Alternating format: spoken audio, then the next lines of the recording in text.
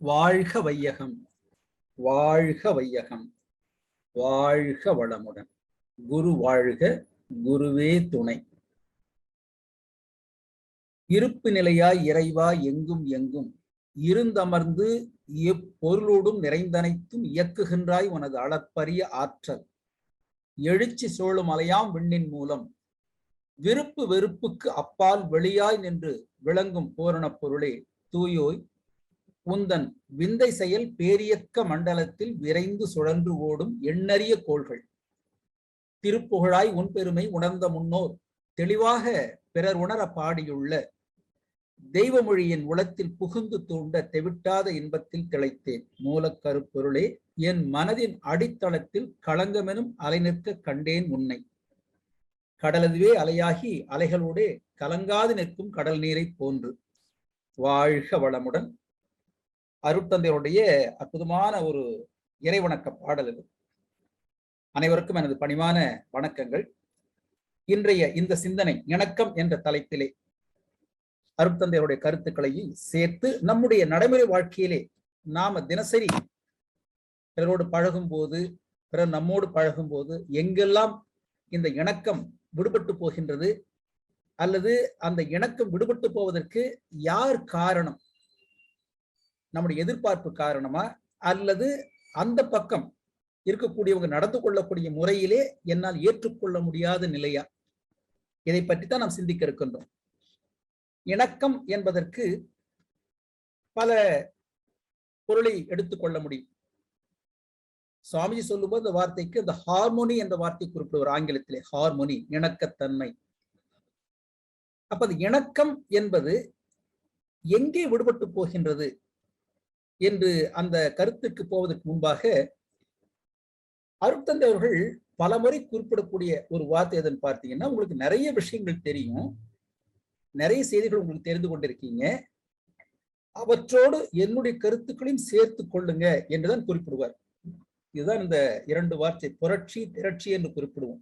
புரட்சி திரட்சி. புரட்சி என்றால் ஒரு தலைவர் இருப்பாரு, தொண்டர்கள் இருப்பாங்க. தலைவர் என்ன சொல்றாரோ அதை அப்படியே பின்பற்ற வேண்டும். அது தொண்டனுடைய கடமை, தலையாய கடமை, முதன்மையான கடமை. தொண்டன் செய்வதை தலைவர் சொல்வதை தொண்டன் அப்படியே பின்பற்ற வேண்டும். இது புரட்சி. திரட்சி என்று சொல்லக்கூடியது நம்முடைய சுவாமியுடைய கருத்துக்கள் அனைத்துமே திரட்சி முறையை சார்ந்தது. அப்ப திரட்சி என்னும் போது அதுல என்ன சுவாமி குறிப்பிடுவார்னா, ஏற்கனவே உங்களுக்கு இதை பற்றிய கருத்துக்கள் நிறைய கேட்டிருப்பீங்க, உங்களுக்குள்ள பதிவு ஏற்பட்டிருக்கும். அவற்றோடு இந்த கருத்துக்களையும் சேர்த்து கொண்டு சிந்தனை செய்யுங்க என்று சொல்வாரே தவிர அதை விட்டு விலகி வாங்க என்று எங்கேயுமே சுவாமி சொன்னது கிடையாது. இதுதான் திரட்சி. உங்களுடைய கருத்தோடு என்னையும் சேர்த்து கொள்ளுங்க. சுவாமியுடைய புத்தகங்கள்ல முன்னுரை இருக்கும், அதுக்கப்புறம் முடிவுரை சொல்லும்போது நிறைய புத்தகங்கள் அவர் எழுதும். என்ன செய்வார் அப்படின்னா, இந்த புத்தகத்தை இந்த கருத்துக்கள்லாம் குறிப்பிட்டிருக்கேன், இதை சார்ந்து நீங்க எதுவும் கேட்க விரும்பினாலோ அல்லது இதில் இந்த கருத்துக்களை ஏதேனும் இன்னும் கொஞ்சம் சேர்க்கலாம் என்று ஏறணும் விரும்பினாலும் என்னோட நேரடியாக என்னோட தொடர்பு கொள்ளுங்க என்று குறிப்பிடுவார். எவ்வளவு பெரிய மகான்! சோ அது போல அவ்வளவு எளிமையாக நாம பிற சொல்லக்கூடிய கருத்தினையும் உள்வாங்கி கொண்டு அதற்கு ஏற்றவாறு அந்த கருத்தினை முன்வைக்கக்கூடிய ஒரு உயர்ந்த மகான் நம்முடைய ஆசான். அப்ப அவர் என்ன சொல்வாரு, உங்களுக்கு ஏற்கனவே தெரிந்த கருத்துக்களோடு இவற்றை இணைத்துக் கொள்ளுங்க என்று சொல்லும் போதுதான் அந்த ஆங்கிலத்தில் 3 வார்த்தை பயன்படுத்தி கொண்டிருந்தோம். Information, confirmation, transformation. இந்த இன்ஃபர்மேஷன் தகவல், கன்ஃபர்மேஷன் ஊர்ஜிதப்படுத்துதல், டிரான்ஸ்பார்மேஷன் அதுவாதல். நீங்க எதை கேட்டாலும் உங்க சொல்லக்கூடியது இன்ஃபர்மேஷன், தகவலுக்கு எடுத்துக் கொள்ளுங்க. அதன் பின்பு அதை நீங்க சிந்தனை செய்து ஊர்ஜிதப்படுத்திக் கொள்ளுங்க, கன்ஃபர்மேஷன். பின்பு அதுவாக மாறிவிடுதல், தன்வயமாதல். இப்படித்தான் இந்த வார்த்தை பொருள் எடுத்துக்கொண்டிருந்தோம். ஆனால் இது இந்த இணக்கம் என்ற வார்த்தையை நாம படிக்கும் போது அவருடைய புத்தகம் ஒன்றிலே படித்த வார்த்தை அது நினைவுக்கு வந்தது. 7 Lectures of Unified Force என்று ஒரு ஆங்கிலத்தில் எழுதப்பட்ட புத்தகம். அதுல படித்ததாக எனக்கு ஒரு நினைவு. அது சரியா தவறா என்பது நாம் மீண்டும் சரிபார்த்துக் கொள்ள வேண்டும். அதுல சொல்லும் போது இன்ஃபர்மேஷன், கன்ஃபர்மேஷன் வந்து CONFIR கிடையாது. CONFIRMATION கன்ஃபர்மேஷன், அதாவது ஊர்ஜிதப்படுத்துதல். ஆனால் அதுல படித்தது என்ன நினைவு அப்படின்னா, கன்ஃபர்மேஷன் CONFOR CONFORMATION கன்ஃபர்மேஷன் அப்படின்னா இணக்கம், அதுவும் சரியான வார்த்தை. அப்போ தகவலை சுவாமி சொல்லிடுறாரு, அது நமக்கு இணக்கமாக இருக்கா என்று நீங்க நினைவு ஊர்ஜப்படுத்திக் கொள்ளுங்க. இணக்கமாக இருக்கா அவர் சொல்லக்கூடிய வார்த்தைகள். உதாரணமாக ஒரு சின்ன உதாரணம், மறுபிறவி என்பது சுவாமிஜி அலசி பார்த்த போது, மறுபிறவி என்பது பெற்றோர் மூலமாக அந்த குழந்தைகள் தான் பிறவி தொடராக வரக்கூடியது. சோ மறுபிறவி என்று சொல்றதுக்குள்ளே சுவாமிஜிக்கு ஆணித்தரமாக மறுபிறவி என்பது கிடையாது. ஏனெனில் மறுபிறவி அப்படின்னா ஒருவர் இறந்தா இன்னொரு ஆணாக பெண்ணாக பிறக்கின்றார்கள், அதுதான் மறுபிறவி என்று சொல்லக்கூடியது. அதை சொல்லி சுவாமிஜி என்ன ஒரு கேள்வி எழுப்புவார் அப்படின்னா, அப்போ அப்படி பார்க்கும்போது ஒரு இறந்தால்தான் ஒருத்தர் பிறக்கிறார், ஆணாக பெண்ணாக பிறக்கிறார் அப்படின்னா, அப்ப உலகத்தின் ஜனத்தொகை கூடவே கூடாது, அதிகமாக கூடாது. இப்ப மறுபிறவி என்பது ஒருவர் இறந்தால் இன்னொருத்தர் பிறக்கிறார் என்று எடுத்துக்கொள்வதை விட பிறவி தொடராக வரக்கூடிய குழந்தைகள் தான் மறுபிறவி, பிறவி தொடர் என்ற வார்த்தை குறிப்பிட்டார். அதற்கு நிறைய பேர் ஒரு மாற்று கருத்து சொன்னாங்க. அப்படி இல்லை, அதுக்கு சுவாமி ஒரு கருத்து சொன்னார். ஒரு இறந்த பின்பு ஒரு குழந்தையாக உருவாகுது அப்படின்னா, இறந்த ஒன்று ஒரு ஆன்மா எப்படி ஒரு தாயின் கருவிலை சேர்ந்து இணைந்து கொள்ளும், வாய்ப்பே கிடையாது என்று நிறைய ஆராய்ச்சி, அது இன்னொரு தலைப்பு பார்த்துக் கொள்ளும். ஆக மறுபிறவி என்பது கிடையாது, பிறவி தொடர். அப்படி பார்க்கும்போது இதை நமக்கு என்ன செய்யறோங்க, நாம சிந்திக்கின்றோம். அப்ப சிந்திக்கும் போது ஆமா, விஞ்ஞான ரீதியாகவோ தத்துவ ரீதியாகவோ இறந்த ஒரு ஆன்மா எப்படி பெண்ணின் கருவிலை போய் சேர முடியும்? ஆனால் அந்த இறந்தவருடைய அந்த பதிவுகள் வேண்டுமானால் அந்த கருவுற்று தாய் ஈர்த்து கொள்ளலாமே தவிர இறந்த ஆன்மா சென்று கருவிலை சேர முடியாது. சிந்திக்கின்றோம். இதுதான் கன்ஃபர்மேஷன். ஆம், இணக்கமா அவர் சொல்லக்கூடிய எனக்கு இணக்கமாக இருக்கு, என்னால் ஏற்றுக்கொள்ள முடிகின்றது, இதுதான் இணக்கம். ஆக முரண்படாமல் சொல்லக்கூடிய கருத்தினை அப்படி எடுத்துக்கொள்ளக்கூடிய தன்மை, இணக்கமாக இருத்தல். அப்ப அது இணக்கம் என்று சொல்லும் போதே இங்க நாம எப்படி என்ன மாதிரி சிந்திக்க இருக்கின்றோம் அப்படின்னா, இந்த இணக்கம் எங்கெல்லாம் விடுபட்டு போகின்றது.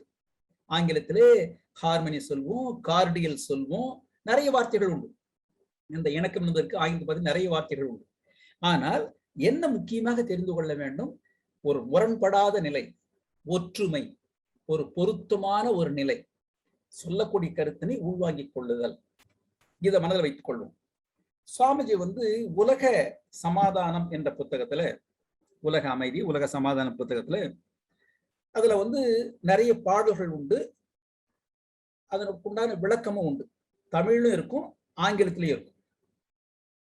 இன்ஃபேக்ட் உண்மையை சொல்ல வேண்டும் என்றால் 1957 முன்பாக எழுதப்பட்ட அந்த புத்தகம் 58 முதல் பதிப்பு சொல்லக்கூடியது, 57 சொல்லக்கூடியது. அப்ப பழைய நூல்கள் பார்த்தீங்க அப்படின்னா தமிழ் பாடல் இருக்கும், தமிழ்ல மட்டும்தான் பொருள் இருக்கும்.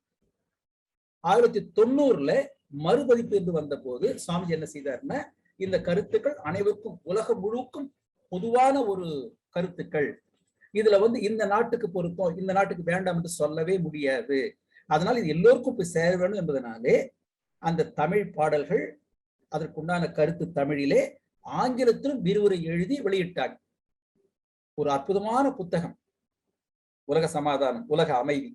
அதுல என்ன அற்புதம் என்று பார்த்தீங்கன்னா, முதல் பாதி ஆராய்ச்சி, என்னவெல்லாம் இந்த உலகம் எப்படி தோன்றியது, எப்படி இருக்கின்றது, எதனால் இந்த குழப்பங்கள், அரசியல் ரீதியாக பொருளாதார ரீதியாக சமூக ரீதியாக என்ன குழப்பங்கள் என்று ஆராய்ச்சி, முழுமையான ஆராய்ச்சி முதல் பாதி.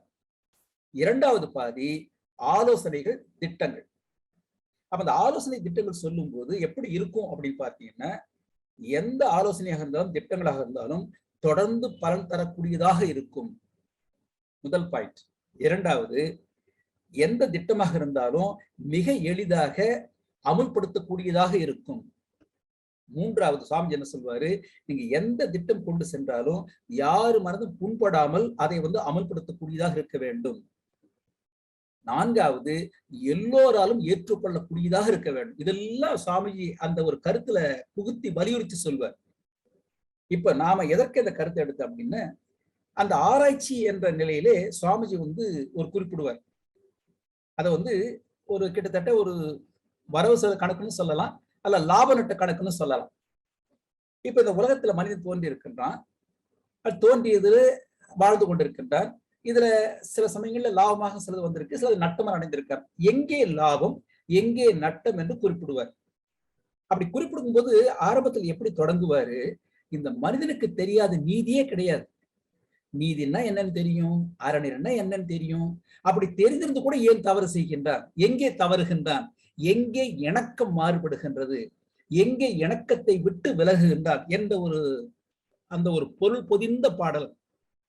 அதாவது நீதி நெறி நன்கறிந்த மாந்தர் வாழ்வில் நெருக்கடி ஏன் வந்தது என்று கணக்கு பார்க்க.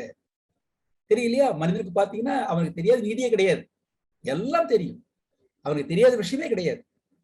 ஆக நீதி நெறி நன்கு அறிந்த மாந்தர் வாழ்வில் நெருக்கடி ஏன் வந்தது என்று கணக்கு பார்க்க ஆதிநிலை இருப்படுத்தால், அதான் முதல் கணக்கு. சோ ஆதிநிலை இருப்படுத்தால் அதன் பின் வந்த அணுமுதலாய் அண்டம் பிண்டம் அறிவு லாபம், இதெல்லாம் லாபம். எதுங்க? இறைநிலை அணுவாக வந்தது, மற்ற தோற்றங்கள் வந்து எல்லாம் இதெல்லாம் லாப கணக்கு. ஆதிநிலை இருப்படுத்தால் அதன் பின் வந்த அணுமுதலாய் அண்டம் பிண்டம் அறிவு இதெல்லாம் லாப கணக்கு. அப்ப எது நட்டம், எது முரண்பாடு, எது உங்களுக்கு இணக்கம் இல்லாமல் போய்விடுகின்றது என்று பார்த்தீங்க அப்படின்னா, ஜாதி மதம் தேசம் மொழி இன பேதங்கள் தனி உடைமை பற்று இதெல்லாம் நட்ட கணக்கு. எதுங்க? ஜாதி மத தேச மொழி இன உடைமை பற்று, அதுக்கு மேலாக தனி உடைமை பற்று. இந்த வகையின் மூலம் பாதிக்கு மேல் மனித சக்தி வீணாய் பயிரற்று போவதை நாம் கண்டுகொண்டோம். அவசியம் இல்லாமல் ஜாதியிலால் ஒரு இணக்கத்தன்மை இல்லை, ஒரு முரண்பட்ட கருத்துக்கள், ஒரு இனம் வேறுபடுகின்றது, ஒரு மொழியினால் வேறுபட்டு இருக்கின்றோம். அப்படி இப்படி பல வகையில் நாம் வேறுபட்டு இருப்பதனாலே அந்த மனிதனுக்குண்டான பகுத்தறிவு எதற்காக வந்ததோ அதை முழுமையாக புரிந்து கொண்டு வாழாமல் தன்னையும் வருத்தி பிறரையும் துன்புறுத்தி கொண்டிருக்கின்றோம். இதுதான் நமக்கெல்லாம் வந்த நட்ட கணக்கு, நட்டம். நீதியை நன்கறிந்த மாந்தர் வாழ்வில் நெருக்கடி ஏன் வந்தது என்று கணக்கு பார்க்க ஆதிநிலை ஏற்படுத்தால் அதன் பின் வந்த அணுமுதலாய் அண்டம் பெண்டம் அறிவு லாபம். ஜாதி மத தேச இன மொழி தனியுடைமை பற்றி இந்த வகையில் பாதிக்கு மேல் மனித சக்தி வீணாய் பயனற்று போவதை நாம் கண்டுகொண்டோம். அற்புதமான பாடம். அப்போ அந்த ஏன் இணக்கம் வரவில்லை? மத இணக்கம் கிடையாது, ஜாதி இணக்கம் கிடையாது, மொழி இணக்கம் கிடையாது. நீங்க அதெல்லாம் விட்டுருங்க. சமுதாயம், ஒரு குடும்பத்தில் எடுத்துக்கொள்ளுங்க, அதற்கு தான் இந்த தலைப்பு எடுத்துக்கணும். ஒரு குடும்பத்தை எடுத்துக்கொள்ளுங்க, இணக்கமாக இருக்கா அப்படின்னு கேள்விக்குறி. ஏன்னா வாழ்க்கை துணைவர் இருக்காங்க, குழந்தைங்க இருக்காங்க, பெரியவங்க இருக்காங்க. சோ எல்லோருக்குள்ளாக ஒரு இணக்கத்தன்மை இன்மை காரணமாகத்தானே அந்த குடும்பத்துல அமைதி கெட்டு போகின்றது. அப்போ அந்த அமைதி கெடுகின்றது, குடும்பத்தில் அமைதி கெடுகிறது நமக்கு தெரிகின்றது. ஏன் அதை நம்மால வந்து ஏற்றுக்கொண்டு அதை வந்து சரி செய்யணும்னு நினைக்க முடியல? என்ன காரணங்க? இந்த காலப்போக்கில் பார்க்கும்போது இந்த அன்பு பற்று பாசம் என்பதெல்லாம் ஒரு எவ்வளவு விலை என்று கேட்கக்கூடிய அளவிற்கு ஒரு மருவி போயிட்டு எல்லோருமே அந்த ஒரு பொருள் நோக்கி சென்று கொண்டே இருக்கின்றோம். ஆங்கிலத்திலே மெட்டீரியல் கான்சியஸ்னஸ், பொருளை தேடியே போய் கொண்டிருக்கின்றோம். பொருள் வேண்டும், நிச்சயமாக பொருள் வேண்டும், இல்லை என்று சொல்லல. ஆனால் பொருள் மட்டுமே வாழ்க்கை கிடையாது. அப்போ எவ்வளவு பொருள் இருந்தால் நாம நிறைவாக இருக்கலாம்? அதற்கு அளவுகோலே கிடையாது. எவ்வளவு பணம் இருந்தால் நிம்மதியா இருக்கலாம்? அளவுகோல் கிடையாது. இது மனம் சார்ந்தது. அப்படி பார்க்கும்போது இந்த இணக்கம், குடும்பத்தில ஒரு இணக்கம் இன்மைக்கு என்ன காரணம்? முக்கியமான காரணம் புரிதல் இல்லாமை, லேக் ஆஃப் ப்ராப்பர் அண்டர்ஸ்டாண்டிங். புரிதல் இல்லாமை. நாம் என்ன நினைக்கிறோம்? நான் செய்யறதெல்லாம் சரி, மற்றவங்கள என்ன புரிஞ்சுக்க மாட்டேங்கிறாங்க என்று சொல்றமே தவிர மற்றவங்களை நான் எப்படி புரிந்து கொண்டிருக்கிறேன் இந்த கேள்வி கேட்டோம்னா அதுக்கு விடை கிடையாது. அதெல்லாம் கேட்காதீங்க. நான் பண்றது சரியா இருக்கும், நான் தப்பே பண்ண மாட்டேன், சோ நான் பண்றது சரி, அவங்கதான் என்ன புரிஞ்சுக்கல என்று இப்படித்தான் பிறர் மீது பழி சுமத்தி கொண்டிருக்கின்றே தவிர நாம் எப்படி இணக்கமாக இருக்க வேண்டும். அப்போ நாம் என்ன எதிர்பார்க்கிறோம்? மற்றவங்கெல்லாம் என்னோடு இணக்கமாக, அதாவது நான் ஒரு கருத்து சொன்னா முரண்படாமல், நான் சொல்லக்கூடிய கருத்தினை அப்படி ஏற்றுக்கொண்டு நடக்கக்கூடியவளாக இருக்க வேண்டும், மறுதளிக்க கூடாது, மறுத்து பேசக்கூடாது என்று எதிர்பார்க்கின்றோம். இங்க என்ன மறந்து போகின்றோம்? எப்பொழுது பிறர் என்னோடு இணக்கமாக கருத்து முரண்பாடு இல்லாமல் இருக்க வேண்டும் நினைக்கின்றோமோ அதே போல நானும் அவர்களுக்கு இணக்கமாக இருக்க வேண்டும், ஹார்மோனி, ஒத்த கருத்து இருக்க வேண்டும் என்ற அந்த உண்மையை நமக்கு சாதகமாக மறந்து விடுகின்றோம். தெரியலன்னு சொல்ல முடியாது, நிச்சயமா கிடையாது, நமக்கு தெரியும். அப்ப நமக்கு தெரிந்த ஒன்றை என்ன செய்கின்றோம், நமக்கு சாதகமாக வளைத்துக் கொண்டு பிறரிடம் மட்டும் எதிர்பார்க்கின்றோமே தவிர, அவர் இப்படி நடந்து கொள்ள வேண்டும், என்னை மதிக்க வேண்டும், என்னை போற்ற வேண்டும் என்று நினைக்கின்றோமே தவிர, நான் அதுபோல் நடந்து கொள்ள வேண்டும், அவரை மதிக்க வேண்டும், போற்ற வேண்டும் நினைப்பது மிக மிக குறைந்து போனதன் காரணமாகத்தான் இந்த இணக்கம் இல்லாமை. எதுலைங்க? மதத்தின் பெயரால, ஜாதியின் பெயரால, இனத்தின் பெயரால மாறுபட்டு வேறுபட்டு நிற்கின்றோம். ஆனால் சொல்லக்கூடியதுங்க பகுத்தறிவு, ஆறாவது அறிவு. இறையாற்றுடைய தன்மாற்ற சரித்திரத்துல உச்சம் மனிதன் தான், மனித மனதுதான். அவனால் எல்லாவற்றையும் புரிந்து கொள்ள முடியும். எல்லாம் பேசுகின்றோம், அதுல எந்த மாற்று கருத்தும் கிடையாது. எவ்வளவோ பேசுகின்றோம். அதைத்தான் சொல்லும்போது சொன்னார், நமக்கு தெரியாத நீதி நெறியே கிடையாது, எல்லாம் பேசுகின்றோம். அப்ப இது எப்படி நாம் மாற்றிக்கொள்ள முடியும்? நாளுக்கு நாள் வந்துட்டுங்க. இந்த உலகில் மனிதன் இந்நாள் மட்டும் எத்தனையோ காலமாக வாழ்ந்து விட்டார். அந்த நாள் முதல் அனுபவத்தால் ஆராய்ச்சியால் கண்ட விளைவை நோக்க என்னங்க, ரெண்டே ரெண்டு தான், இன்பம் துன்பம். வேற ஒன்றுமே கிடையாது. வந்த பயன் இன்பம் துன்பம் இரண்டே ஆகும். அது கூட பார்த்தீங்கன்னா வரவு செலவின் மீதம் மிகுதி துன்பம் தான். நாம் இன்பம் நினைத்துக் கொண்டிருக்கின்றோம். என்ன அருமையான பாடல்கள்! என்ன இந்த பாடல்கள்லாம் அந்த உலக சமாதான புத்தகத்துல மிக அருமையா குறிப்பிட்டிருப்ப. வாய்ப்பு உள்ளவங்க பயன்படுத்திக் கொள்ளுங்க, அல்லது வாய்ப்பை ஏற்படுத்திக் கொள்ளுங்க. பயன்படுத்திக் கொள்ள வேண்டாம், வாய்ப்பினை ஏற்படுத்திக் கொண்டு பாருங்க. இந்த உலகில் மனிதன் இந்நாள் மட்டும் எத்தனையோ காலமாக வாழ்ந்தவர். இதுவெல்லாம் கிட்டத்தட்ட 35 ஆண்டுகளுக்கு முன்பாக மனப்பாடம் செய்த பாடல்கள். இப்பொழுது இன்றைய கிடையாது. எப்பொழுது மன்றத்தில் சேர்ந்தோமோ, ஏன்னா இந்த கருத்துக்கள்லாம் மனதுக்குள்ளாக அளவுக்கு அதிகமாக ஆழமாக பயந்து போனோம். இதுக்கு உதாரணம் சொல்லுவோம். அப்ப என்ன சொல்லுவா சாமிஜி, நன்று வரும் எதிர்கால மக்களின் நன்மை செய்யணும்னு சொல்லிட்டு சொல்லும் போது, வரவசல் மீது மிகுதி துன்பம் எந்த வகையில் முயன்றும் என்றும் எங்கும் எவராலும் இதை குறைக்க முடியவில்லை. எவ்வளவோ ட்ரை பண்றாங்க. என்ன ட்ரை பண்றாங்க? இந்த துன்பம் எனக்கு மட்டும் வரக்கூடாது நினைக்கிறோமே தவிர, பொதுவாக எல்லோருக்கும் வரக்கூடாது நாமே நினைக்கிறது இல்லை. அப்ப என்ன செய்யலாங்க? இந்த உலகத்தில் நிறைய மக்கள் வாழ்ந்து கொண்டே இருந்தாங்க, நிறைய மாற்றுக்கருத்தோடு வாழ்ந்து கொண்டு இருந்தாங்க.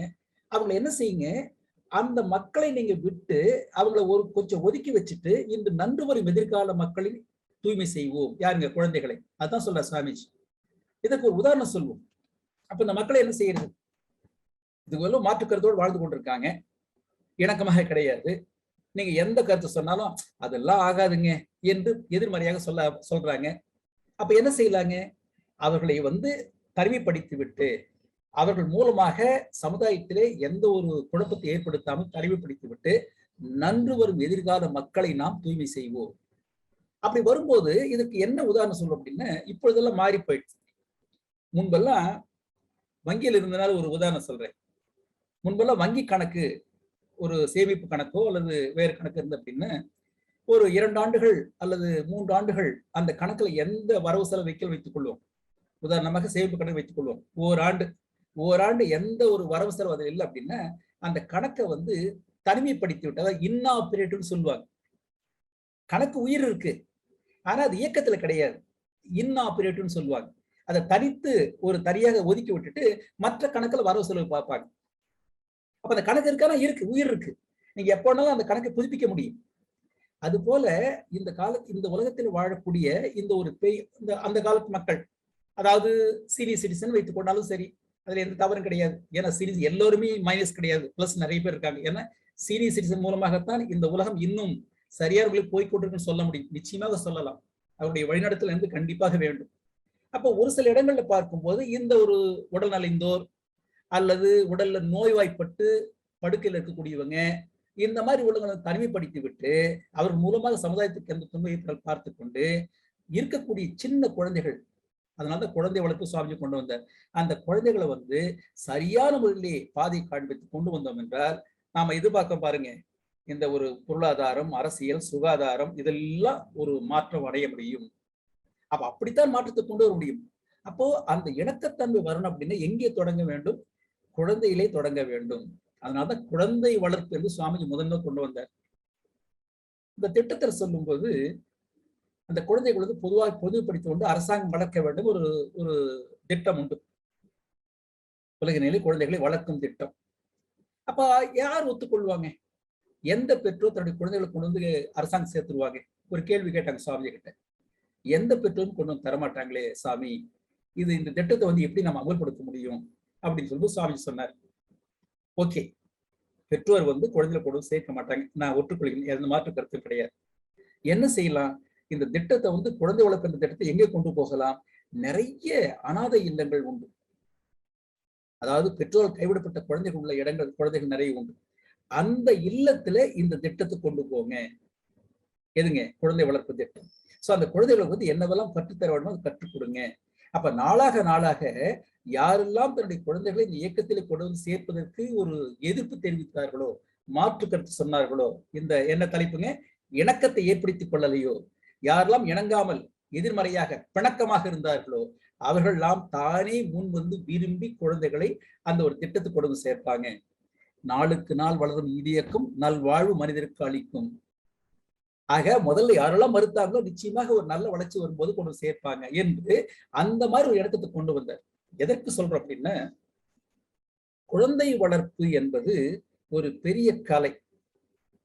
அப்ப குழந்தை வளர்க்க வேண்டும் என்றால் அவருக்குள்ள இந்த இணக்கத்தன்மை, அதாவது எல்லாவற்றையும் ஏற்றுக்கொள்ளும் தன்மை ஆராய்ந்து அலசி ஏற்றமை இருக்க வேண்டும் என்றால் அவர் மனதிற்குள்ளாக ஒரு நல்ல சிந்தனைகளை ஊட்ட வேண்டும், புகுத்த வேண்டும், பயிற்சி தர வேண்டும். யார் கையில இருக்கு? பெற்றோர் கையில இருக்கு. அப்படி பெற்றோர் கையில இருக்கு அப்படின்னா, இப்ப குடும்பத்துல இருக்காங்க, இங்கதான் நம்ம இந்த பொருளை கொண்டு வருகணும். குடும்பத்துல இருக்காங்க, அப்பா அம்மா இருக்காங்க, குழந்தைங்க இருக்காங்க. அப்போ பெற்றோர்கள் வந்து குழந்தைகள் முன்பாக ஒருவரை ஒருவர் நிந்தித்து பேசுவதோ, திட்டுவதோ, தரக்குறைவாக பேசுவதோ, மரியாதை தராமல் பேசுவதோ கூடாது. யாருக்கு முன்னாடி? குழந்தைகள் முன்னாடி. என்னவாகும்? குழந்தைகளுக்கு யார் ரோல் மாடல்? முன் உதாரணம் பெற்றோர்கள் தான். அப்ப என்ன செய்ய வேண்டும்? பெற்றோர்கள் இணக்கமாக வாழ கற்றுக்கொள்ள வேண்டும். ஆக இணக்கம் என்றால் அடிமை என்பது கிடையாது. அடிமை என்பது வேறு. இங்க நிறைய குடும்பங்கள்ல என்ன ஒரு பிரச்சனை ஏற்படுது அப்படின்னா, நானும் சம்பாதிக்கிறேன், நீயும் சம்பாதிக்கிற, நீ சொல்ற நான் ஏன் கேட்கணும், இப்படித்தான் இருக்கு. அப்ப அதற்கு மாறாக நீங்க வந்து புரிந்து கொள்ள ஆரம்பித்துன்னு வைத்துக் கொள்வோம். அந்த இணக்கத்தன்மை வருது அப்படின்னா, அவர்கள் என்ன சொன்னாலும் அதை கேட்டு அது சரியா தவறா என்று அலசி பார்த்து செயல்படுத்தக்கூடிய பக்குவம் கணவனுக்கோ மனைவிக்கோ இருந்து அப்படின்னா இந்த பிரச்சனை வராது. ஆக குடும்பத்தில் ஒரு இணக்கம், குடும்பத்தில் உள்ள அங்கத்தினரிடையே ஒரு இணக்கம் இருக்க வேண்டும் என்றால் புரிதல் என்பது மிக மிக அவசியம். முதல்ல சொன்னதுங்க, லேக் ஆஃப் ப்ராப்பர் அண்டர்ஸ்டாண்டிங். சரியான புரிதல் எங்கெல்லாம் இல்லையோ அங்கே குடும்பத்திலே இணக்கத்தன்மை மறைந்து போகின்றது. அதுக்கு முன்பாக இன்னும் கொஞ்சம் உள்ள வாங்க. அப்போ இணக்கம் என்று சொல்லக்கூடியது இது வந்து வெளியே குடும்பத்துல மற்ற அங்கத்தினரோடு, உறவினரோடு, நண்பர்களோடு இவங்க சொல்லக்கூடியது. முதல்ல நமக்குள்ளாக இணக்கம் எங்கே இருக்க வேண்டும் என்றால், சுவாமி அங்கதான் கொண்டு வந்து அந்த முதல்ல தொடங்குற. முதல்ல பார்த்தாலே உலக சமாதானம், உலக அமைதி எங்க வருங்க? தனி மனித அமைதியிலே தொடங்க வேண்டும். அப்ப தனி மனிதன் அமைதி தொடங்க வேண்டும் என்றால், தனி மனிதன் அமைதி இல்லாமல் வாழ்வதற்கு என்ன காரணம்? அவனுக்குள்ளாக உள்ள உடலை பற்றியும், உயிரை பற்றியும், மனதை பற்றியும் தெரிந்து கொள்ளாமை. தெரியும், ஆனால் எப்படி தெரிந்து கொள்ளாம? சரியாக தெரிந்து கொள்ளாமை. அப்படி எடுத்துக்கொள்ளுங்க. அப்போ அதனுடைய மேன்மை தெரிந்து கொள்ளாம, எதுங்க? உடல், உயிர், மனம், இந்த மேன்மை தெரிந்து கொள்ள வேண்டும். அப்படி மேன்மை தெரிந்து கொள்ளும் போதுதான் எப்ப தெரியுங்க? உடலுக்கும் உயிருக்கும் மனதுக்கும் இடையே உள்ள இணக்கத்தை தெரிந்து கொள்ள வேண்டும். அப்ப உடலுக்கும் உயிருக்கும், உயிருக்கு மனதுக்கும் உள்ள இணக்கத்தை தெரிந்து கொள்ளும் போது அது மேன்மை தெரிந்து கொள்ள முடியும். மனதுக்கும் உடம்புக்கும் என்ன அவ்வளவு பெரிய இணக்கம் தேவைப்படும்? சின்ன வயசு, ஒரு 18, 19, 20 வயசு வைத்துக்கொள்ளும், 25 வயசு வைத்துக்கொள்ளும். நீங்க பார்த்திருக்கலாம், ஒரு பஸ் வேகமா ஓடிக்கொண்டிருக்கும் போதே, அது ரன்னிங்ல இருக்கும், ஓடிக்கொண்டு இருக்கும் போதே அது ஒரு 25 வயது வாலிபன் அந்த வண்டி வேகத்தோடு, அந்த ஒரு ஊர்தி வேகத்தோடு ஓடி சென்று அந்த பஸ்ல தொற்றிக் கொள்வார். இது இளம் வயது. அதே நபருக்கு ஒரு 45, 50 வயது ஆயிட்டு வைத்துக் கொள்வோம். அப்ப என்னவாகும்? அந்த பஸ் ஊர்தி ஓடிட்டு இருக்கும் போது அதனோடு சேர்ந்து ஓடி ஏற வேண்டும் என்று மனம் நினைக்கும். ஆனா உடம்பு ஒத்துக்காது, மனப்பு ஒத்துழைப்பு தராது. அப்ப என்ன செய்யும்? மனம் ஆசைப்படுவதன் காரணமாக அந்த உடம்பு ஓடும் போது தேவையில்லாமல் துன்பத்திற்கு ஆளாகின்றோம். என்ன ஆயிட்டுங்க? உடம்புக்கும் மனதிற்கும் இடையே உள்ள இணக்கத்தை தெரிந்து கொள்ளாமை. இத முரண்பாடு. ஆக எங்கெல்லாம் முரண்பாடு என்பது வருகின்றதோ அங்கே துன்பத்திற்கு ஆளாகின்றோம். ஆக துன்பத்திற்கு ஆளாகும் போது நிச்சயமாக என்ன செய்கின்றோம்? நம்மையும் துன்புறுத்திக் கொள்கின்றோம், பிறருக்கும் துன்பத்தை தருகின்றோம். இது மாற வேண்டும். ஆக அந்த வகையில பார்த்தோம் அப்படின்னா, எப்பொழுது நான் இந்த இணக்கத்தை தெரிந்து கொள்கின்றேனோ அப்பொழுது முரண்படாமல் வாழ கற்றுக்கொள்கின்றேன். அப்ப என்ன பண்ண சுவாமிஜி, இந்த உடல், உயிர், மனம் இதற்கு இடையே உள்ள இணக்கத்தை முதல்ல தெரிந்து கொள்ள வேண்டும். அப்படி தெரிந்து கொள்ள வேண்டும் என்றால் அதற்கென்று சில பயிற்சி முறைகள், சில பதிவுகள் காரணமாக உடலிலே சில நோய்கள், மனதிலே சில குறைபாடுகள், மன அழுத்தம் என்று வருகின்றது. அப்படி வரும்போது என்ன ஆயிடுச்சுங்க, உயிர் துன்பத்திற்கு ஆளாகின்றது. அப்ப உயிர் எவ்வளவுதான் ஜீவகத்தை உற்பத்தி செய்தாலும் அது சரியான முறையிலே செலவிட செய்ய முடியாமல் ஒரு முரண்பாடு காரணமாக, எதுங்க, உடலுக்கும் மனதிற்கும் இடையே உள்ள முரண்பாடு காரணமாக தேவையில்ல ஜீவகாந்தம் செலவாகின்றது. எதுங்க, புலன் வழியாக செலவாகின்றது. அப்படி செலவு செய்து எது இன்பமாக இருக்கின்றதோ துன்பமாக மாறி போகின்றது. இந்த நிலை மாற வேண்டும் என்றால் என்ன செய்ய வேண்டும்? உடல், உயிர், மனம் இந்த மூன்றுக்கும் இடையே ஒரு இணக்கத்தன்மை ஏற்படுத்த வேண்டும். Maintaining harmony between mind, body and soul. இதுதான் முதல் பாடம் சுவாமி சொல்லிக் கொடுத்தது. ஆக இணக்கம் என்று ஏற்படுத்தின இந்த உடலை பற்றி, உயிரை பற்றி, மனதை பற்றி தெரிந்து கொள்ளும் போது என்ன தெரிகின்றோம்? விழிப்பு நிலை. என்ன விழிப்புங்க? ஒன்றை அனுபவிக்கின்றேன் என்றால் என்னுடைய காந்த ஆற்றலை செலவு செய்து ஒன்று அனுபவிக்கின்றேன். ஆக எந்த அளவு காந்த ஆற்றல் செலவாகின்றதோ இன்பத்தை அனுபவிக்கலாம், இல்லைன்னு சொல்லல. ஆனால் அதுவே அளவு முறை மீறும் போது எது இன்பமாக உள்ளதோ அது துன்பமாக மாறி போகின்றது. ஏனெனில் 5 புலன்கள் மூலம் உயிரின் ஆற்றல் அழிவதையே இன்பமென உணர் மயக்கம். அந்த தெளிவு நமக்குள்ளாக வரும். எப்ப வருங்க? தவத்தின் மூலமாகத்தான் வரும். அப்போ ஒரு தவம் இயற்றும் போது இந்த மனதை பற்றி தெரிந்து கொள்கின்றோம், மனதிற்கு மூலமாக உள்ள உயிரை பற்றி தெரிந்து கொள்கின்றோம். இந்த மனமும் உயிரும் எங்கே இருக்குங்க? உடலுக்குள்ளாக இருந்து கொண்டிருக்கின்றது. அப்ப உடல், உயிர், மனம் இந்த மூன்றுக்கும் இடையே ஒரு இணக்கத்தன்மை ஏற்படுத்த வேண்டியது நமது தலையாய கடமை, முதல் கடமை. ஹார்மோனி, இணக்கம், முரண்பாடு அற்ற நிலை. ரைட். நமக்குள்ள ஒரு தனி மனிதன் என்ற முறையில நான் எனக்குள்ளாக முரண்பாடு இல்லாமல் வாழ கற்றுக்கொள்கின்றேன். இதுல மாற்று கருத்து இல்லை. எனக்கு என்னை பற்றி தெரிகின்றது. தினசரி தவம் இயற்ற வேண்டும், உடற்பயிற்சி செய்ய வேண்டும், காய்கல்பம் செய்ய வேண்டும். அதாவது உடலுக்கு, உயிருக்கு, மனதிற்கு பயிற்சி செய்து கொண்டே வர வேண்டும். அப்ப எங்கெல்லாம் பயிற்சி என்பது சரியாக செய்யாமல் போகின்றோம் என்ன ஆகின்றதுங்க? அசையாமல் கெட்டது உடல், அசைந்து கெட்டது மனது. அற்புதமான வார்த்தைகள். அசையாமல் கெட்டது உடம்பு, அசைந்து கெட்டது மனது. அப்ப இதை மாற்றிக்கொள்ள வேண்டும். சோ மனது அசையாமல் இருக்க வேண்டும், உடம்பு அசைய வேண்டும். பயிற்சி செய்து கொண்டே வருகின்றோம், இணக்கத்தன்மை வருகின்றது. என்னை பொறுத்தவரை நான் சரியாக இருக்கின்றேன். ஓகே, இது முதல் பாயிண்ட். ஆனால் அதோடு விடுபட்டு போயிட்டானே கிடையாது. ஏனெனில் நான் ஒரு குடும்பத்தில் வாழ்ந்து கொண்டிருக்கின்றேன். கணவனாக இருக்கலாம், மனைவியாக இருக்கலாம், பெற்றோராக இருக்கலாம், குழந்தைகளாக இருக்கலாம். எனக்கென்று சில கடமைகள். ஆக என்னுடைய குடும்பத்திலே உள்ளவர்களோடு நான் இணக்கமாக வாழ வேண்டும். எப்ப முடியும்? புரிந்து கொள்ளும் போது, அவர்களை பற்றி புரிந்து கொள்ளும் போது, அந்த புரிதலுக்கு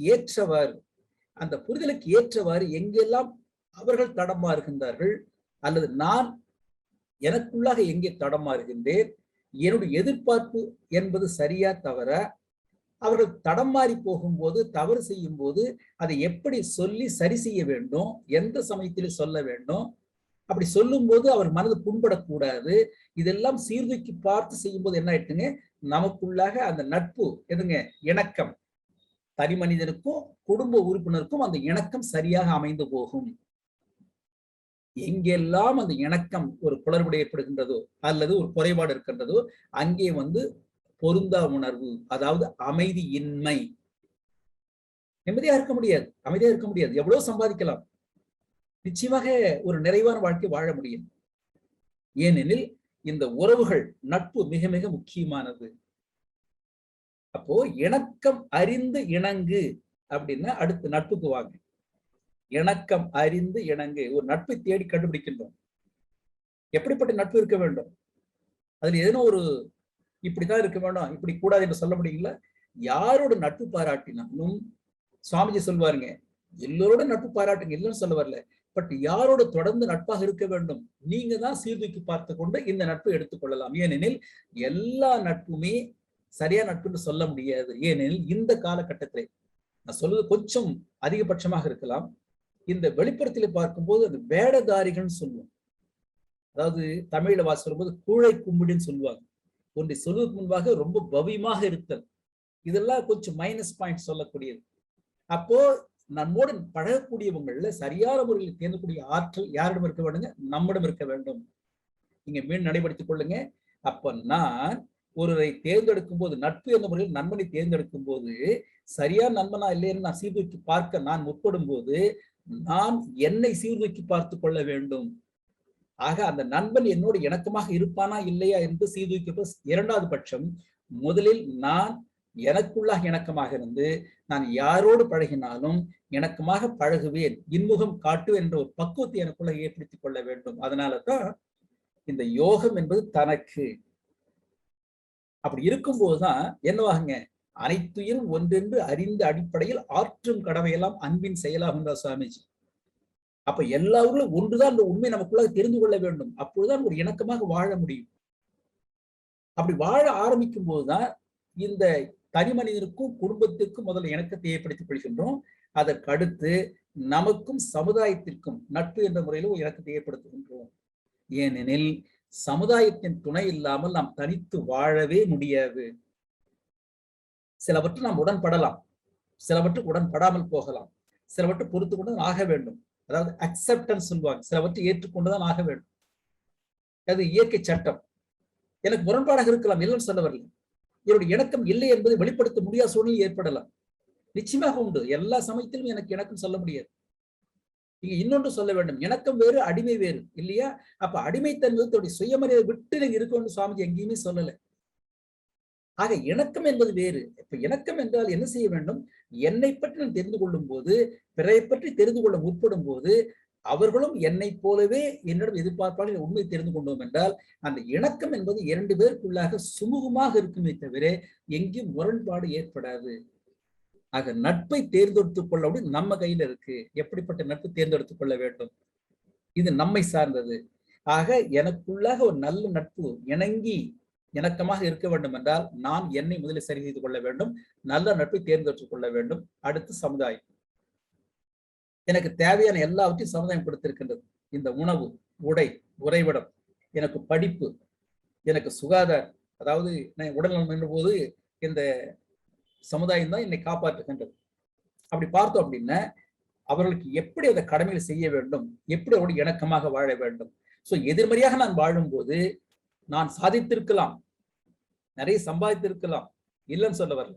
ஆனால் சமுதாயத்தை விட்டு விலகி வாழவே முடியாது.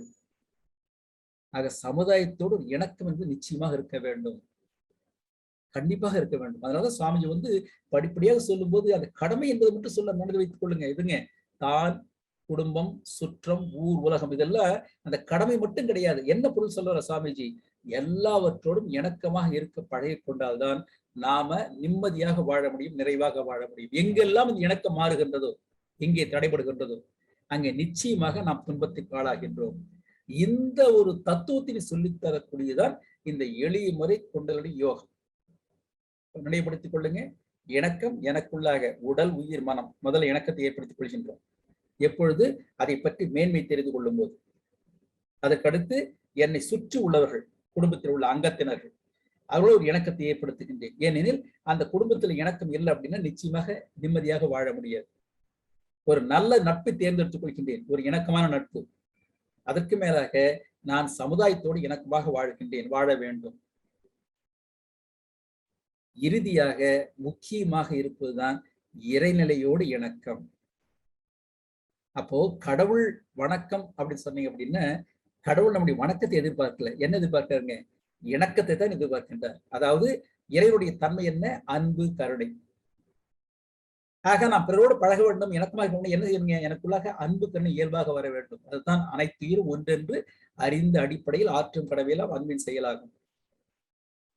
அதாவது பிறர் விருப்பம் கூர்ந்து உணர்ந்து தன் விருப்பம் பயன்படுத்துதெல்லாம் சாமியுடைய ஒரு அருமையான வார்த்தைகள். பிறர் விருப்பம் கூர்ந்து உணர்ந்து தன் விருப்பம் பயன்படுத்தல் அன்பு என்றும் அறம் என்றும் கடமை என்றும் அறிந்து கொண்டோம். எப்ப முடியும்?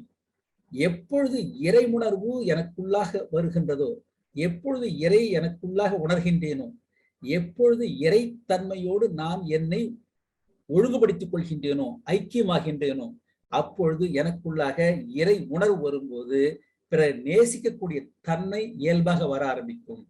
ஆக இங்க என்ன வேணுங்க? இறையாற்றலோடு இணக்கம், அதாவது இயற்கையோடு இணக்கம், இசைப்பட வாழ்தல், இசைவு, ஹார்மோனி, பொருத்தம். ஆக இதெல்லாம் வரணும் அப்படின்னா இறையாற்றலை பற்றி முழுமையான விளக்கம் எனக்குள்ளாக தெரிந்து கொள்ள வேண்டும். அப்ப சுவாமிஜி என்ன பண்ணாரு? விஞ்ஞானம் நிறைய வளர்ந்திருக்கு, விஞ்ஞான கருவி நிறைய வளர்ந்திருக்கு, எந்த மாற்று கருத்தும் இல்லை. ஆனால் விஞ்ஞானத்தின் துறை கொண்டு நாம என்ன செய்யணும் அப்படின்னா, எந்த கருவி நீங்க கண்டுபிடித்தாலும் அது நம்முடைய இந்திரியங்களுக்கு ஒரு உபகருவி. அது மெய்வாய் கண்மூக்கு செவியாக இருக்கலாம், அல்லது கை கால் வாய் குதம் கொய்யமாக இருக்கலாம். ஞான இந்திரியங்கள், கர்ம, இதுக்கெல்லாம் ஞான இந்திரியங்கள், கர்ம இந்திரியங்கள், இதற்கெல்லாம் ஒரு உபகருவி தான் நாம கண்டுபிடித்த விஞ்ஞான கருவிகள். அந்த விஞ்ஞான கருவியை வைத்துக் கொண்டு நாம நம்மை உயர்த்தி கொள்ள முடியும், அறிவாட்சியத்தை உயர்ந்து கொள்ள முடியும், பொருளாதாரத்தை உயர்ந்து கொள்ள முடியுமே தவிர ஆன்மீகத்திலே உயர முடியாது. அதைத்தான் சுவாமிஜி குறிப்பிட்டார். ஆறறிவின் ஆரம்ப நிலையில் நின்று அனுபவித்தாய், அனுபவத்தின் பயனுணர்ந்தாய். பகுத்தறிவு சொல்றோம் இல்லையா, அந்த 6வது அறிவு. அதை வைத்துக் கொண்டு எல்லாவற்றையும் நம்மால் உணர முடிகின்றது. அந்த ஆற்றல் இறைவன் கொடுத்திருக்கின்றான், இறைவனே நமக்குள்ளாக அறிவாக இருப்பதனாலே. 6 அறிவின் ஆரம்ப நிலையில் நின்று அனுபவித்தாய், அனுபவத்தின் பயன் உணர்ந்தாய். பேரறிவை பெற வேண்டி பெருத்த வேகம் பெரிதென்ற விஞ்ஞான துறையில் இட்டாய். ஆரம்பத்துல படிப்படியாக ஒரு அறிவாட்சித்திரம் வளர்ந்து கொண்டே வரும்போது பொருளாதாரம் வளர்ந்தது, அரசியல் வளர்ந்தது, கலை வளர்ந்தது, எல்லாமே வந்ததுங்க. ஆனா எங்கேயுமே மனசு நிக்கல, ஒரு முழுமை கிடைக்கல. ஏன் காரணங்க?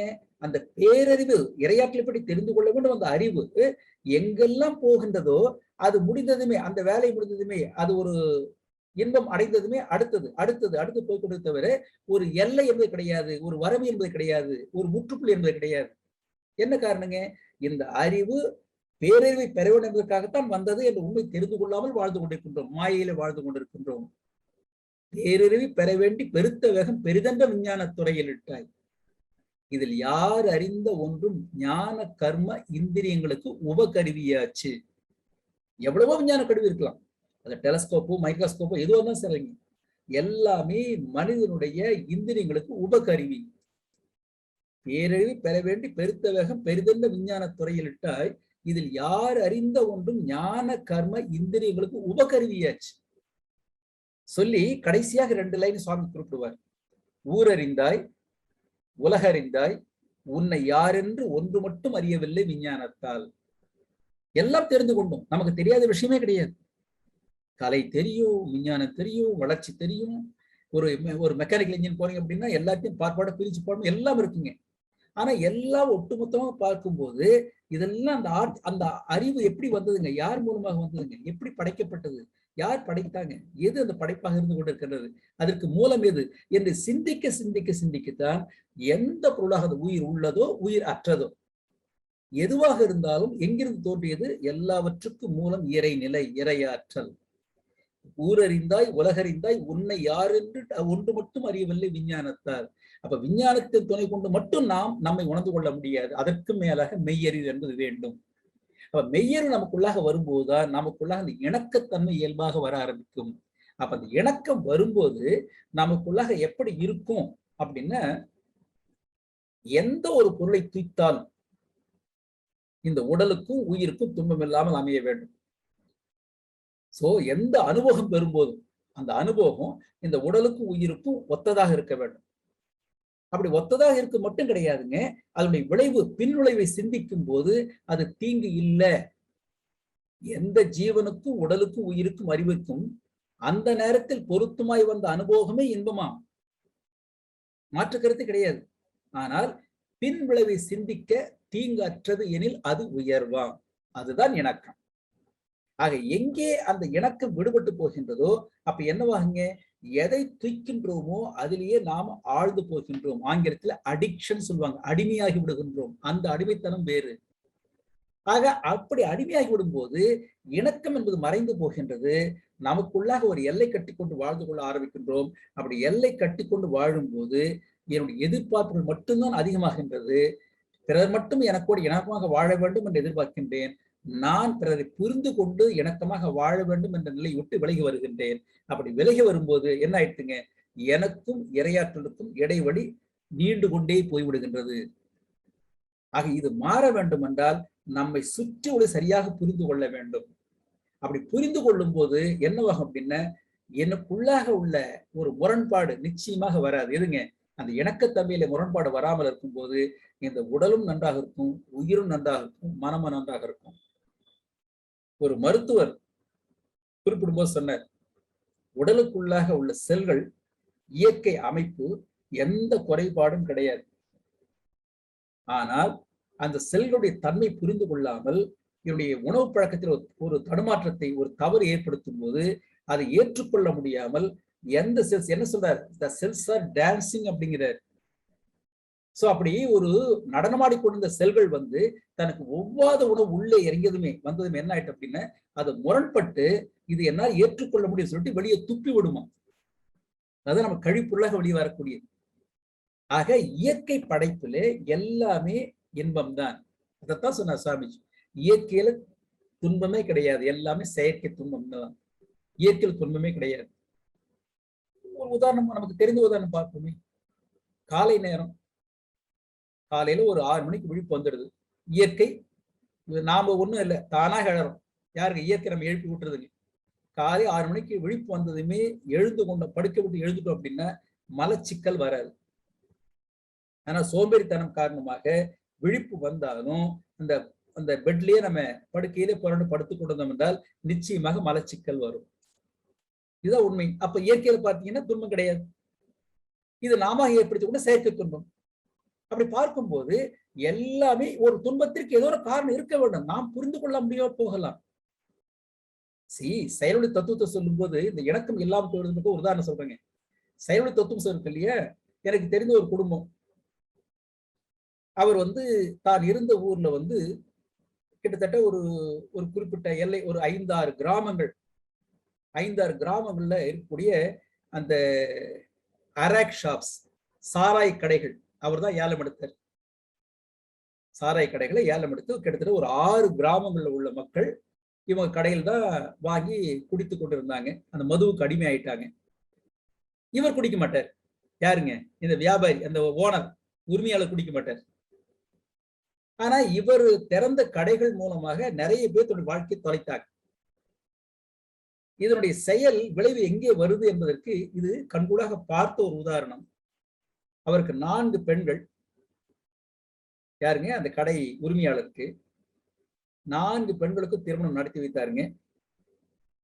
அந்த 4 பெண்களுக்கும் அமைந்த வரன் 4 பேருமே மதுவுக்கு அடிமையாயிட்டாங்க. செயலோட எங்க கொண்டு வந்து பாருங்க.